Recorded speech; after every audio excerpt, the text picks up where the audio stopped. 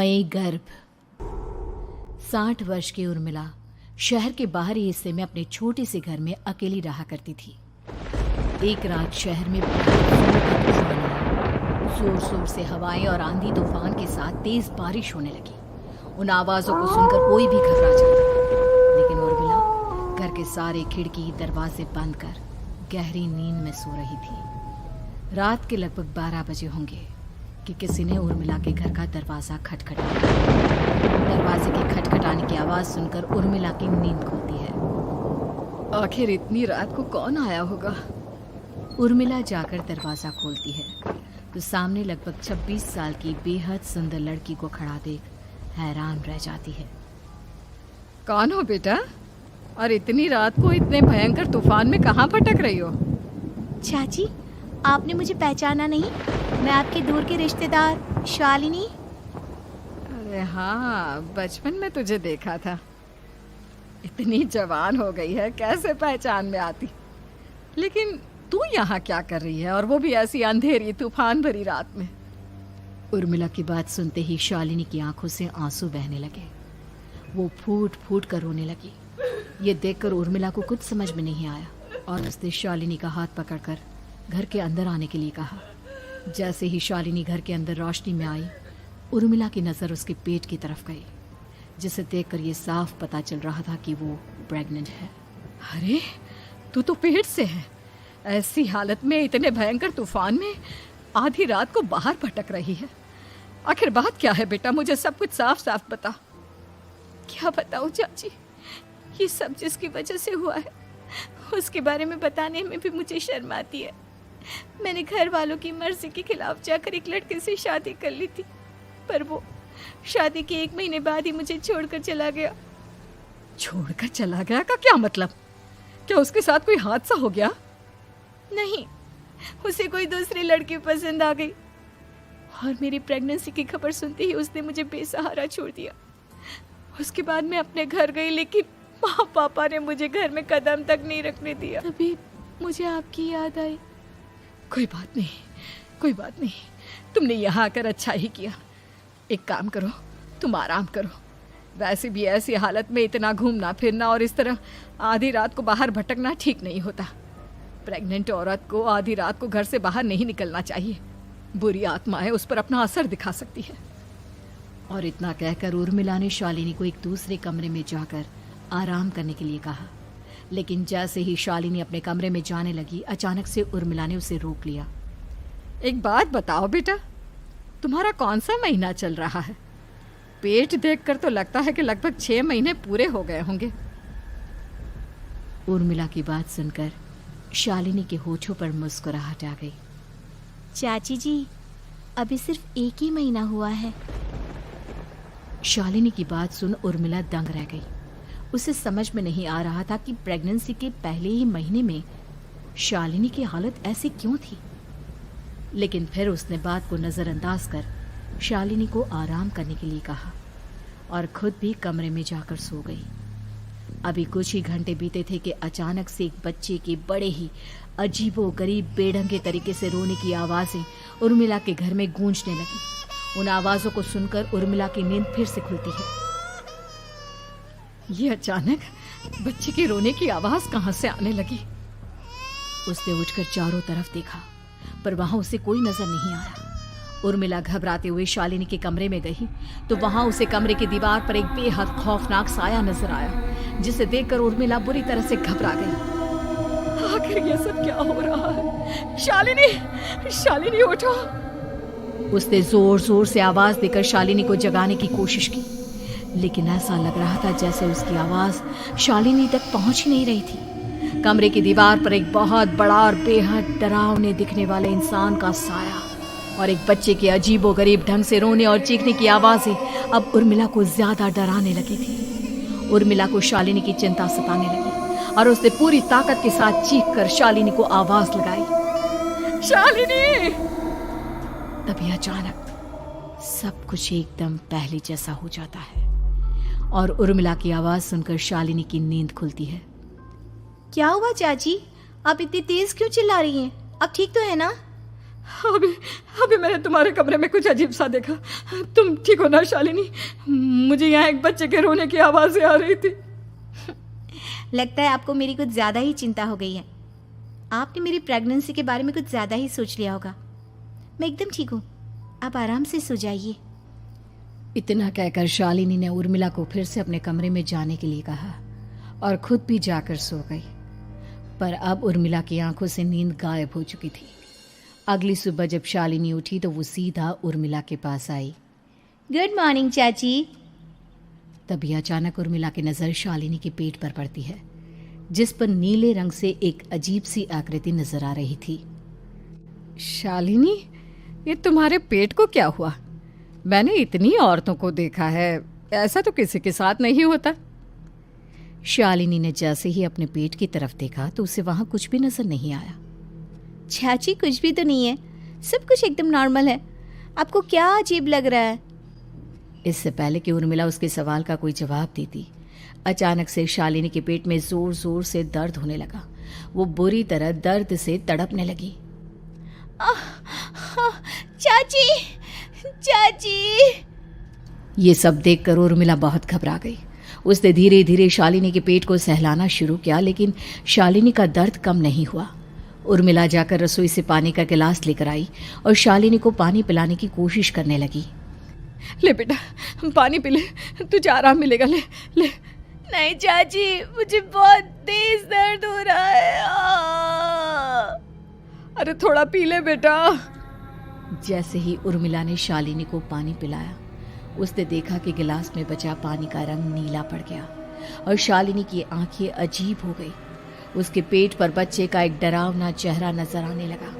ये सब देखकर उर्मिला की डर से हालत खराब होने लगी, पर तभी शालिनी का दर्द ठीक हो गया।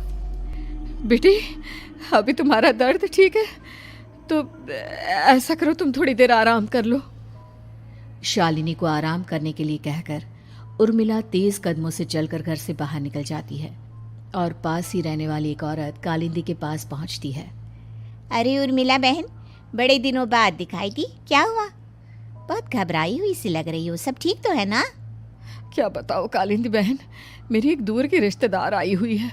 वो पेट से है और उसके साथ ना अजीब अजीब चीजें हो रही है।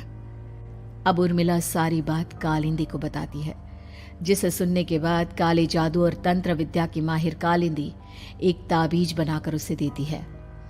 बहन, मुझे शालिनी पर किसी बुरी आत्मा का साया लगता है। ये ताबीज ले जाओ, आज रात को 12 बजे उसे पहना देना, फिर सब ठीक हो जाएगा। उर्मिला ताबीज लेकर घर वापस आती है और अब आधी रात के होने का इंतजार करने लगती है। जैसे ही आधी रात होती है, वो नींद में सोई शालिनी को ताबीज पहना शांति से अपने कमरे में आकर अपने पलंग पर लेट जाती है।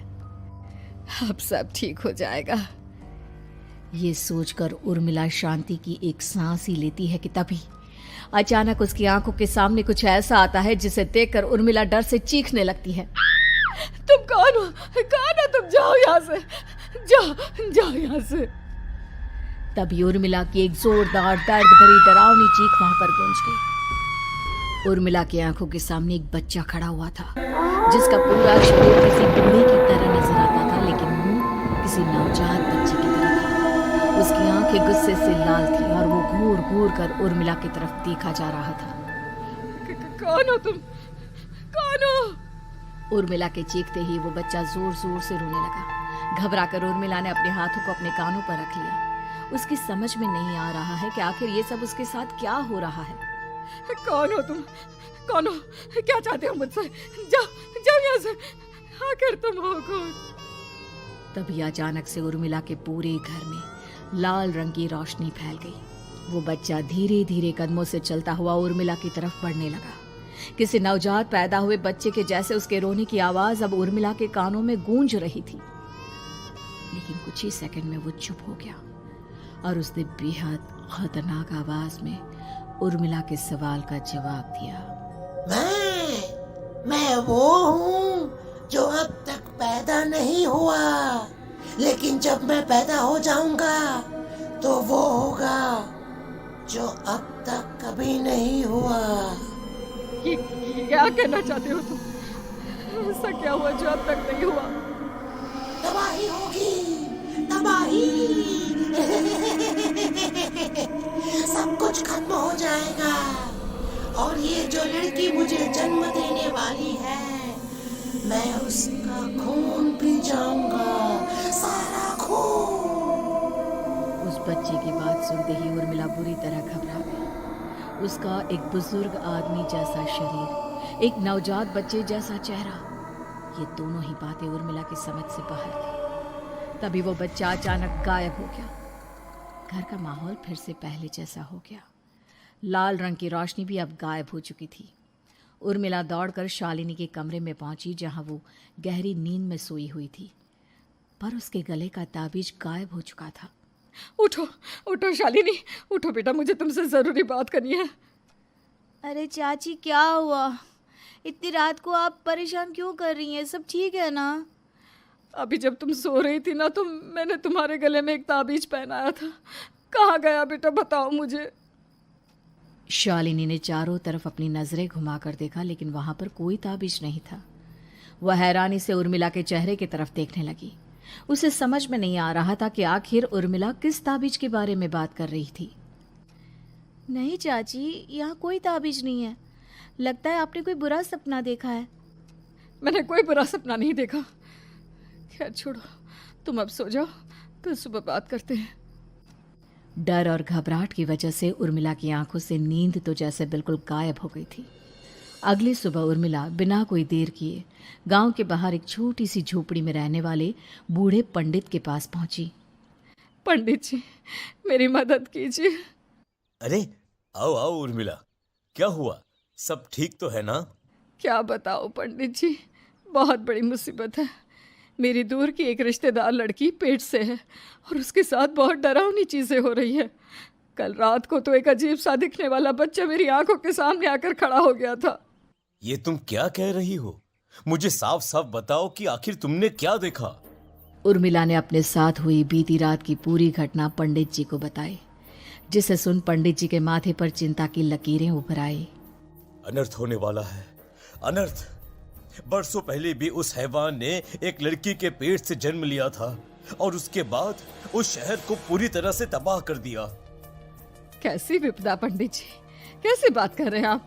बताइए मुझे, और इसका उपाय क्या है? इसका उपाय तो है, लेकिन बहुत कठिन है।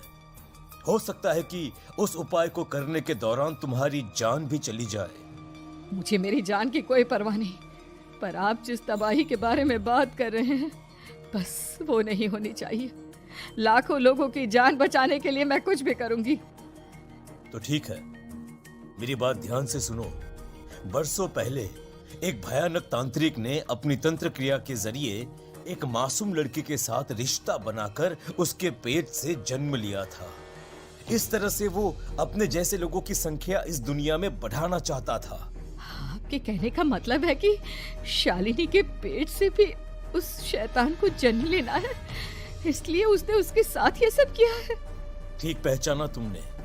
अब मैं तुम्हें एक ऐसा सिंदूर दूंगा जिसे तुम्हें ले जाकर उस लड़की के पेट पर लगाना होगा। क्या ऐसा करने से सब कुछ ठीक हो जाएगा? नहीं उर्मिला, ये सब इतना आसान नहीं।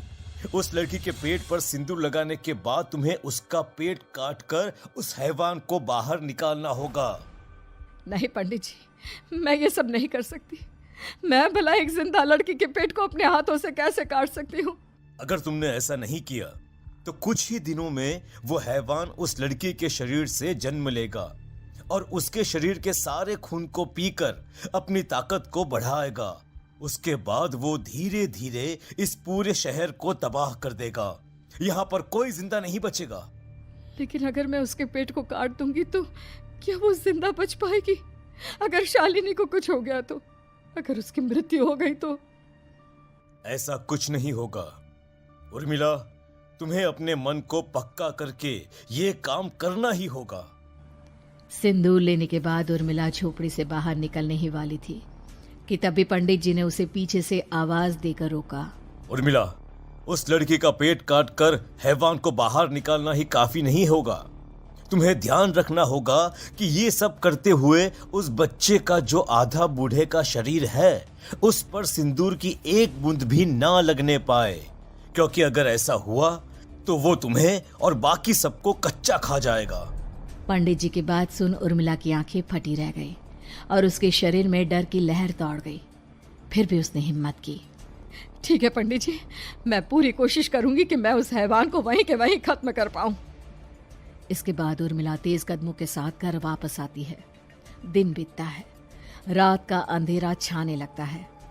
शालिनी खाना खाकर सोने चली जाती है और उर्मिला लगातार उसके गहरी नींद में सो जाने का इंतजार करने लगती है, जिसके बाद उर्मिला दबे कदमों से शालिनी के कमरे में पहुंच गई।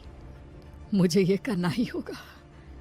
अब उर्मिला ने धीरे धीरे शालिनी के पेट पर पंडित जी का दिया सिंदूर लगाना शुरू किया। उर्मिला के हाथ बुरी तरह से कांप रहे थे। उसके एक हाथ में चाकू था जिससे वो पेट काटने वाली थी। उर्मिला ने एक नज़र शालिनी के चेहरे की तरफ देखा और फिर डरते हुए उसके पेट पर चाकू चलाना शुरू किया। कमाल है, मैं इसका पेट काट रही हूँ और ये आराम से सो रही है। इसे दर्द नहीं हो रहा क्या? तभी अचानक उर्मिला के कानों में बच्चे की रोने की आवाज सुनाई देने लगी। उसने घबराकर चारों तरफ देखा पर वहां पर कोई नहीं था। बस रोने की आवाज लगातार आ रही थी। उर्मिला बिना रुके लगातार शालिनी के पेट को काटती रही। उसे इस बात का भी ध्यान रखना था कि सिंदूर बच्चे के बूढ़े आदमी वाले शरीर के हिस्से पर ना लगे। कुछ ही देर में वो हैवानी बच्चा उर्मिला के हाथों में था। उसने बड़ी ही सावधानी से उस बच्चे को बाहर निकाला और पंडित जी के कहे अनुसार उसे घर से दूर जलाने के लिए ले गई। पर तभी उसके सामने वही बूढ़े शरीर और बच्चे के चेहरे वाला बच्चा आ गया। अपनी गोद में और सामने भी बच्चे को देखकर उर्मिला हैरान रह गई। मुझे मारोगी? मुझे इतनी हिम्मत कैसे आ गई तुम्हारी? तुम पैदा नहीं हुए हो और मुझे पता है जब तक तुम्हारा जन्म नहीं हो जाता तो मुझे कुछ नहीं कर सकते। इतना बोलते ही उर्मिला तुरंत उस बच्चे को घास के ढेर पर फेंककर उसमें आग लगा देती है, जिसके तुरंत बाद वो बूढ़े आदमी के शरीर और बच्चे के चेहरे वाला अजीब तांत्रिक का भूत भी वहां से गायब हो जाता है। कुछ देर बाद उर्मिला घर पहुंचती है तो वो ये देखकर हैरान रह जाती है कि शालिनी का पेट अपने आप जुड़ चुका था। शुक्र है भगवान का और उन पंडित जी का, अब सब ठीक हो जाएगा। सुबह शालिनी सोकर उठती है तो अपना पेट देख बुरी तरह घबरा जाती है। चाची, चाची ये सब क्या हो गया? मेरा पेट अचानक कम कैसे हो गया? मेरा बच्चा कहाँ गया चाची? बेटी, वो बच्चा नहीं, एक खतरनाक तांत्रिक था जो तुम्हारी कोख से जन्म लेकर सबको मार देना चाहता था। वो पैदा होते ही तुम्हारी जान भी ले लेता, इसलिए मैंने पंडित जी के बताए उपाय से उसका खात्मा कर दिया है। अब सब ठीक है। शालिनी को उर्मिला की बात समझ में नहीं आती, जिसके बाद शालिनी को पूरी बात उर्मिला आराम से समझाती है। अब वो दोनों ही भगवान का शुक्र अदा करती हैं और एक साथ रहने लगती हैं।